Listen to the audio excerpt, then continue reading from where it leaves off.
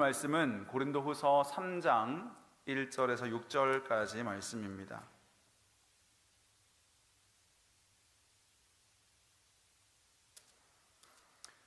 고린도후서 3장 1절에서 6절까지 말씀을 교독해서 함께 봉독하겠습니다. 제가 먼저 읽습니다.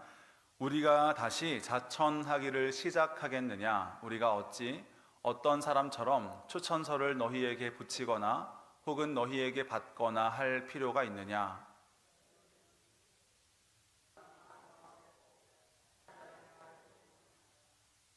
너희는 우리로 말미암아 나타난 그리스도의 편지니 이는 먹으로 쓴 것이 아니요 오직 살아계신 하나님의 영으로 쓴 것이며 또 돌판에 쓴 것이 아니요 오직 육의 마음판에 쓴 것이라.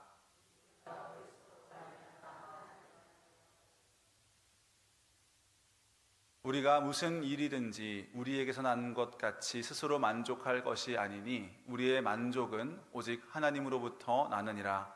그가 또한 우리를 새 언약의 일꾼 되기에 만족하게 하셨으니 율법 조문으로 하지 아니하고 오직 영으로 함이니 율법 조문은 죽이는 것이요 영은 살리는 것이니라. 아멘. 우리 옆에 계신 분들께 한번 인사하겠습니다. 사랑합니다. 축복합니다. 우리 한 번 더 인사할까요? 하나님이 집사님을 통해서 놀라운 일을 이루십니다.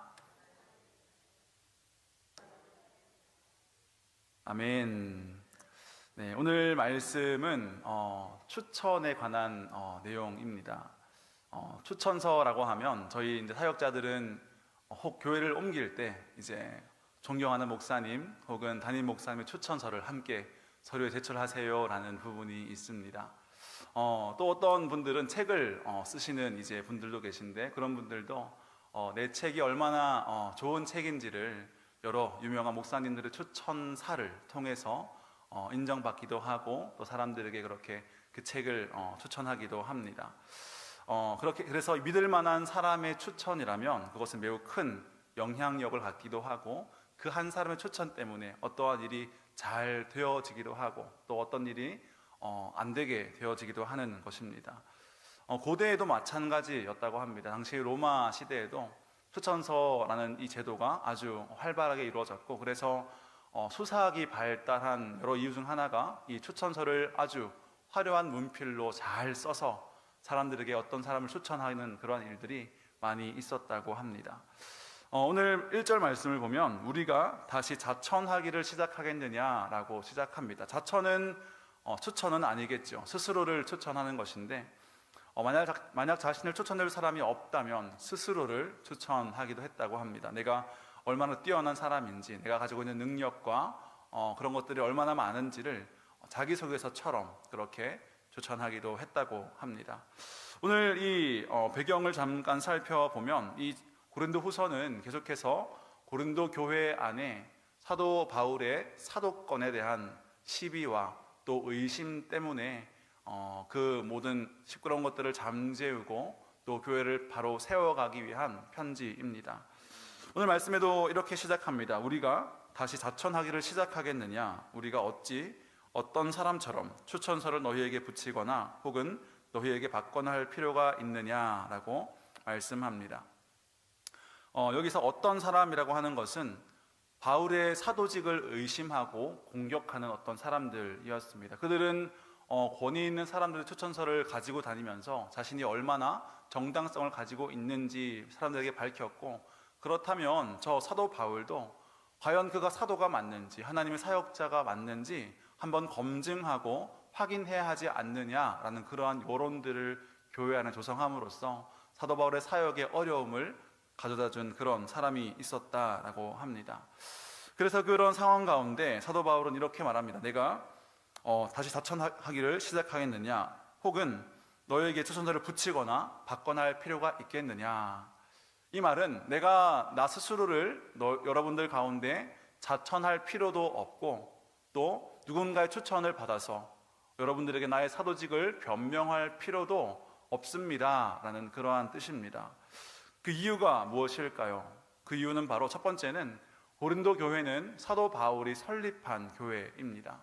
사도 바울이 그 교회를 세웠고 그 교회 성도들이 하나님의 백성으로 잘 세워져 가도록 열심을 내어서 사역했던 교회가 바로 고린도 교회입니다. 이미 고린도 교회와 사도 바울 사이에는 충분한 신뢰와 또 친밀감이 쌓여 있기 때문에 그러한 몇 사람의 의심 때문에 그런 일들을 할 필요는 없다라고 판단했습니다. 두 번째는 무엇이냐 하면 이 사도직에 대한 권위가 누구로부터 주어지는가라는 문제입니다. 사도란 무엇입니까? 사도는 예수님께서 친히 자신의 그 모든 사역을 위임하셔서 그 나라를 세워가도록 그 예수님의 일을 감당하도록 세우신 사람들을 사도라고 합니다. 그렇다면 과연 바울이 사도인가? 라고 질문했을 때 그 사도에 대한 직분을 다른 어떤 권위 있는 사람의 추천으로 내가 사도가 맞다는 것을 증명하는 것이 과연 옳은가? 라고 하는 것입니다. 이 사도직은 주님으로부터 그리스도 예수님으로부터 오시는 것인데 어떠한 사람의 추천 가지고 나의 사도직을 변명하는 것은 불가능하다라고 하는 것이죠. 그래서 바울은 그러한 것들을 거절하게 됩니다. 그리고 2절 말씀에 이어서 이렇게 말씀하고 있습니다. 2절 3절 말씀을 우리 함께 읽어보겠습니다. 2절 3절입니다. 시작. 너희는 우리의 편지라 우리 마음에 썼고 묻 사람이 알고 읽는 바라. 너희는 우리로 말미암아 나타난 그리스도의 편지니 이는 먹으로 쓴 것이 아니요 오직 살아계신 하나님의 영으로 쓴 것이며 또 돌판에 쓴 것이 아니요 오직 육의 마음판에 쓴 것이라. 아멘.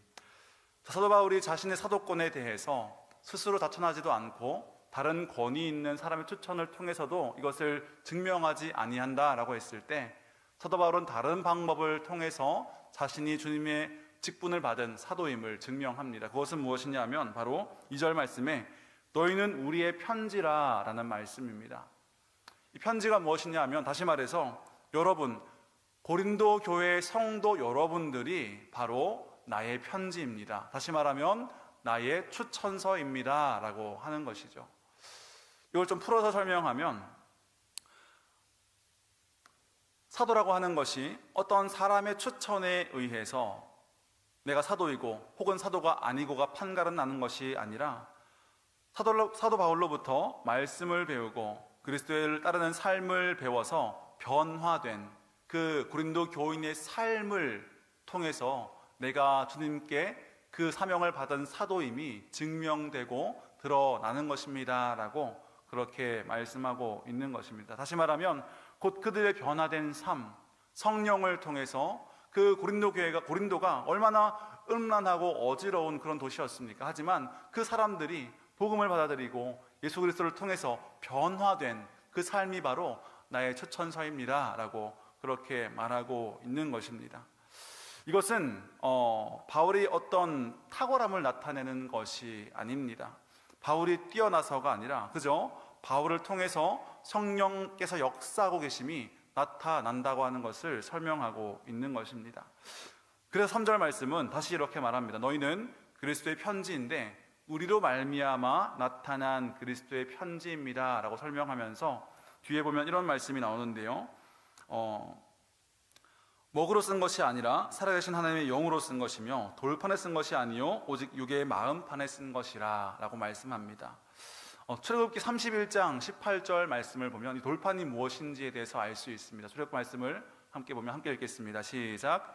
여호와께서 시내산 위에서 모세에게 이르시기를 마치신 때에 증거판 둘을 모세에게 주시니 이는 돌판이요 하나님이 친히 쓰신 것이더라. 아멘. 이 돌판은 무엇입니까? 돌판은 바로 십계명의 돌판을 말합니다.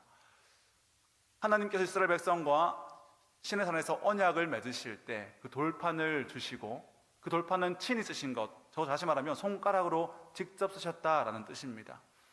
주님께서 직접 돌판에 쓰신 그 돌판에 나와 있는 율법을 가지고 이스라엘 백성과 언약을 맺으셨습니다. 그 언약의 상징은 바로 십계명입니다. 십계명이 무엇입니까? 십계명은 너희가 이 10가지를 다 지켜야 내 백성이 된다라는 그런 어떤 규칙이 아니고요. 내가 너희를 사랑해서 내 백성으로 삼았는데 그래서 너희도 나를 사랑하고 또 내가 사랑하는 그 모든 백성들을 서로 사랑하며 살아가라라고, 나의 사랑이 이러한 것이니 이 사랑에 너희가 반응해서 우리 함께 사랑하는 그러한 관계로, 혹 부부와 같은 나는 너의 남편이 되고 넌 나의 아내가 되어서 그 사랑 가운데 우리가 살아가자라고 말씀하시는 것이 바로 이 십계명입니다. 왜냐하면요, 예를 들어서 어떤 부부가 결혼을 했다고 할 때 서로가 지켜야 할 10가지를 정했다라고 한번 가정해 봅시다. 그것은 아마 어려운 것이 아닐 것입니다. 서로를 열렬히 사랑한다면 그 10가지를 지키는 일은 너무나 쉬운 것이겠죠. 하지만 사랑이 없으면 그 쉬운 10가지가 그렇게 어려울 수가 없게 될 것입니다. 그 관계 속에 사랑이 없음이 그 10가지를 통해서 드러나게 되는 것이죠. 마음이 없어서, 사랑이 없어서 그 규칙들을 지키지 못하지만 그 마음이 없는 것은 결국에 그 규칙들이 어겨지는 것을 통해서 드러나게 되는 것처럼 하나님과 우리의 관계 가운데 십계명도 마찬가지입니다. 하나님께서 우리를 먼저 찾아오셔서 우리의 하나님 되어주시고 우리의 남편 되어주시고 우리의 아버지가 되어주시면서 너와 나와 사랑하자, 나와 사랑과 친밀한 가운데 살아가자라고 말씀하시면서 주신 것이 이 십계명입니다. 너희가 나를 진정으로 사랑한다면 이 계명은 무거운 것이 아닐 것이다. 하지만 그 마음이 점점 사라지고 나를 사랑하는 것이 아니라 그 마음이 다른 데로 벗어나 버린다면 이 10가지가 너희의 사랑 없음을 고발하고 정죄하는 그러한 것이 된다고 하는 것이 바로 율법, 십계명이죠. 그리고 어떻게 됩니까? 그들은 결국 그 언약을 지키지 못합니다. 그래서 주님은 그들에게 새로운 언약을 베푸시는데요, 예레미야 31장 말씀을 보면 새 언약에 대해서 말씀하고 있습니다. 함께 읽어보겠습니다. 시작. 여호와의 말씀이니라. 보라, 날이 이르리니 내가 이스라엘 집과 유다 집에 새 언약을 맺으리라. 이 언약은 내가 그들의 조상들의 손을 잡고 애굽 땅에서 인도하여 내던 날에 맺은 것과 같지 아니할 것은, 내가 그들의 남편이 되었어도 그들이 내 언약을 깨뜨렸음이라. 여호와의 말씀이니라. 그러나 그날 후에 내가 이스라엘 집과 맺을 언약은 이러하니, 곧 내가 나의 법을 그들의 속에 두며 그들의 마음에 기록하여 나는 그들의 하나님이 되고 그들은 내 백성이 될 것이라. 여호와의 말씀이니라. 그들이 다시는 각기 이웃과 형제를 가리켜 이르기를 너는 여호와를 알라 하지 아니하리니, 이는 작은 자로부터 큰 자까지 다 나를 알기 때문이라. 내가 그들의 악행을 사하고 다시는 그 죄를 기억하지 아니하리라. 여호와의 말씀이니라. 아멘. 33절을 한번 띄워주시기 바랍니다. 오늘 사도 바울은 그들에게 이렇게 말합니다. 너희는 그리스도의 편지인데 그 그리스도의 편지는 주님께서 친히 쓰신 것이요 우리의 사역을 통해서 기록된 그리스도의 편지다라고 합니다. 그리고 그것은 바로 자기가 6절 말씀에 새 언약의 일꾼이다라고 하면서 이 새 언약이 바울의 그 모든 사역을 설명하는 것이다라고 그렇게 나와 있는 것이죠. 바울의 사역은 무엇입니까? 바로 하나님께서 베푸신 이 새 언약, 그 마음 가운데 하나님의 법도를 새기고 하나님의 말씀을 새겨서 그들의 삶이 이제는 율법에 의해 정죄된 삶이 아니라 하나님의 영으로 말미암아 새 언약으로 말미암아 능히 하나님을 사랑하며 살게 되는 하나님의 새로운 언약 백성으로 세워가는 일들을 바울이 감당하고 있다라고 하는 것이 오늘 말씀의 내용입니다. 그리고 중요한 것은 무엇입니까? 이 고린도 교회 성도들은 바울의 편지일 뿐 아니라 그리스도의 편지인데 그들의 마음 가운데 그 모든 율법과 하나님 말씀들을 쓰시는 분은 그리스도 성령님이시고 오직 자신은 그분의 손에 들려진 연필에 불과하다라고 하는 것이 바울의 고백입니다. 그래서 바울은 자기가 감당하는 사도의 직분은 자신의 사역을 통해서 변화된 고린도 교인들의 삶이 곧 추천서가 되어서 자기가 사도임을 증명하게 되는데, 그것은 자신이 어떤 실력을 겸비하였음이 내가 이만큼 뛰어난 사람이라는 것을 증명하는 추천이 아니라 새 언약의 일꾼으로서, 그저 주님께 부름받은 일꾼으로서 주님이 쓰시는 사람, 주님의 손에 들려진 연필에 불과한 그런 사람이다라고 고백하고 있는 것이죠. 우리는 어떠합니까? 자주 여러 가지 주님의 일들을 감당하다 보면 오해할 때가 많습니다. 내가 잘해서, 내가 유능해서 무언가 열매가 있다라고 생각하고, 때로는 나의 약함 때문에, 나의 어떠함 때문에 하나님의 일들이 되지 않는다라고 생각될 때도 있습니다. 그래서 무언가 사역이 맡겨지면 제가 부족해서 잘 못하겠습니다 라고 거절하고 도망갈 때도 많이 있죠. 그런데 주님은 우리에게 그러한 하나님의 일들을 시키실 때 우리가 부족한 것을 몰라서 시키셨을까요? 아니다 라고 하는 것입니다. 주님은 다 알고 계십니다. 그럼에도 불구하고 그 자리에 서 있을 때, 주님 말씀에 순종해서 그 자리에 서 있을 때, 그 순종을 통하여서 하나님의 일들을 이루어 가시는 것이 하나님의 방법이라는 것을 기억할 수 있기를 간절히 소망합니다. 바울도 마찬가지지 않겠습니까? 바울이 지금 자신의 어떠한 뛰어난 능력을 가지고 있다는 것을 증명해내는 것이 아닙니다. 바울의 사역이 지금 힘듭니다. 사람들은 바울을 거절하고 의심하고 그들을 공격하고 있고, 그는 자신의 어떤 사역을 방어해야 하는 상황 가운데 있는데, 그는 자신의 능력이 뛰어나지 않아서 공격을 받는 것이 아님을 알고 있습니다. 내가 지금 나의 능력을 변호해야 하는 것이 아니라 나는 그저 주님께 부름받은 한 사람으로서 순종함으로 여기에 있을 뿐입니다. 하지만 이 사역을 통해서 주님의 역사가 나타난다는 것이 내가 부름받은 증거입니다라고 그렇게 겸손히 말씀하고 있는 것입니다.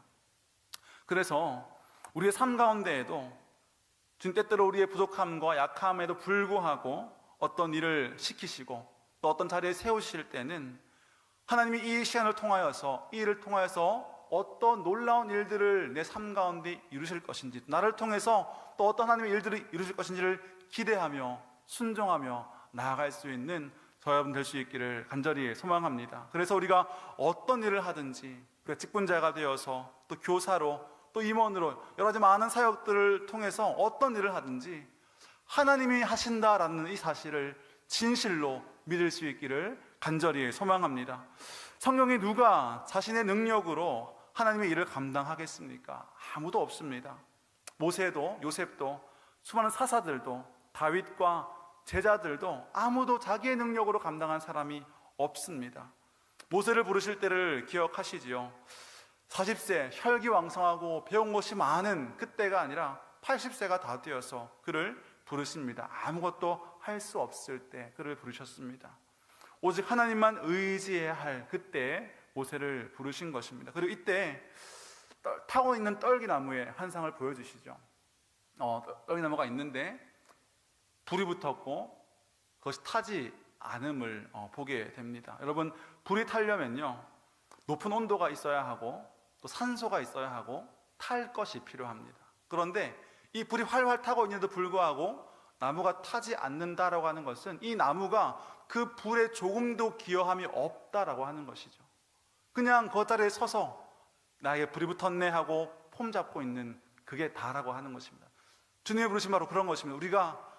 우리를 통하여서, 우리 어땀을 통하여서 주님께서 나를 사용하시는 것이 아니라 하나님께서 오직 그 자리에 서 있기만 하면 내가 너에게 불을 붙이고 너를 통하여서 놀라운 일들을 이루어 갈 것이다. 나를 신뢰하고 내가 할 것을 믿으며 나아가라고 그렇게 우리에게 말씀하시는 줄 믿습니다. 몇 주 전 우리 청년들과 함께 이제 사역에 대해서 고민을 하면서 이런 적이 있었습니다. 찬양팀이 같이 모여서 이제 모임도 하고 기도도 하는 자리였는데요. 찬양 섬기는 많은 청년들이 이제 리더들이고 올해 섬김을 감당한 친구들입니다.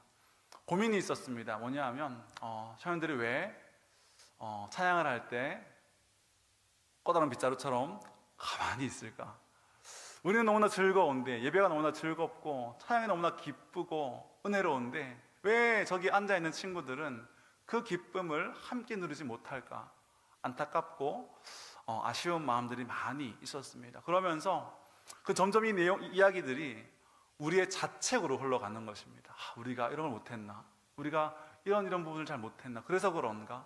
우리가 저들에게 뭘 어떻게 잘 못했나? 그런 마음들이 계속 드는 가운데 한 청년이 대뜸 이렇게 이야기합니다. 그런데 우리 지금 이러면 안 될 것 같다고. 우리가 이렇게 자책하고 실망할 것이 아니라 하나님이 하실 텐데, 하나님이 이런 우리를 가지고도 하나님 일들 하실 텐데 뭐가 걱정이냐고, 우리가 일하실 하나님을 믿어야 한다라고 한청에 그렇게 말을 하는 것이죠. 그때 모든 사람들이 정신을 차렸습니다. 그리고 하나님께서 다시 부족한 우리들이지만 우리를 통해서 이 청년들의 예배가 다시 회복되고 일어설 것을 기대하면서 나아가자, 이렇게 함께 기도하며 격려했던 시간들이 있었습니다. 그렇습니다. 우리가 이 모든 일들을 감당할 때 우리의 힘으로 한다면요, 잘 될 때도 교만할 수 있고 못 될 때도 자책하며 무너질 수밖에 없는 것이 저희들입니다. 하지만 우리가 하나님을 의지할 때, 주의 손에 붙들려서 오직 주님께서 쓰시는 그 편지에 연필되어서 그저 그 몸을 맡기고 주님의 일들을 감당할 때 주님께서 이루시는 놀라운 일들을 함께 경험하게 될 줄로 믿습니다. 우리 4절 5절 말씀을 함께 읽어보겠습니다. 4절과 5절입니다. 시작. 우리가 그리스도로 말미암아 하나님을 향하여 이 같은 확신이 있으니 우리가 무슨 일이든지 우리에게서 나는 것 같이 스스로 만족할 것이 아니니 우리의 만족은 오직 하나님으로부터 나느니라. 아멘. 이 만족은 무엇이냐 하면 자격이라는 뜻입니다.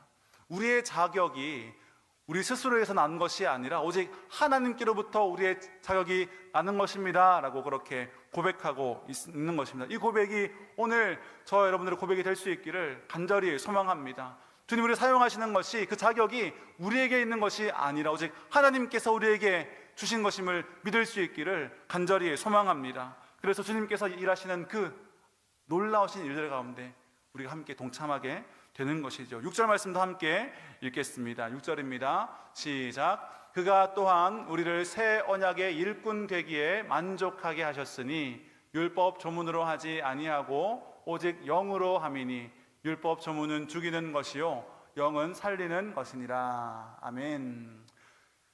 그래서 바울은 우리가 새 언약의 일꾼 되기에도 만족하게 주님께서 그렇게 하셨다라고 말씀합니다. 이 새 언약의 일꾼이란 무엇입니까? 주님께서 우리에게 새 언약을 주실 때에 우리의 힘으로는 그 모든 율법을 다 지킬 수 없고 그 언약을 깨뜨릴 수밖에 없는 약함이 있었기 때문에 주님께서 우리의 마음 가운데 자신의 법과 말씀을 새기시는, 그래서 우리가 능히 주님을 사랑할 수 있고 능히 우리가 그 모든 말씀에 순종할 수 있도록 우리를 이끌어 가시는 그 새 언약 가운데 그 일들을 가능케 하는 일꾼으로 내가 부름 받았습니다. 내가 그렇게 일할 수 있는 것도 나의 능력이 아니라 나의 어떠함이 아니라 오직 새 언약을 통해서 나를 세우신 그 하나님의 은혜 때문에 내가 이 일을 감당할 수 있습니다 라고 그렇게 고백하고 있습니다. 사랑하는 성도 여러분, 우리도 모두가 그 새 언약의 일꾼 되어지기를 간절히 소망합니다. 우리의 모든 삶을 통하여서 각 사람의 마음 가운데 하나님의 말씀과 하나님의 놀라우신 일들을 써내려갈 때 그 일들을 우리가 그저 감당할 수 있는 그 마음 가운데 주님의 복음을 쓰고 그 사랑을 쓰고 그들을 향한 하나님 말씀을 새겨가는 그러한 하나님의 일꾼으로 저희들 쓰임받을 때 우리의 삶을 통하여서 또 많은 영혼들이 새롭게 되는 은혜가 있는 줄 믿습니다. 우리 모두가 그러한 하나님의 놀라운 일들 가운데 쓰임받는 귀한 일꾼 되기를 간절히 소망합니다. 기도하겠습니다. 하나님 아버지, 참으로 감사합니다.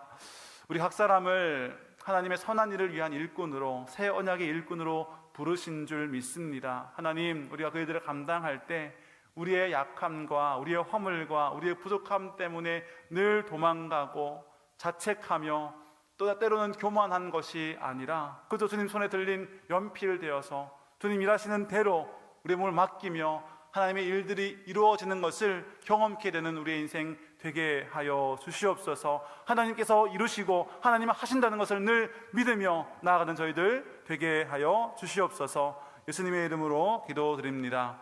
아멘.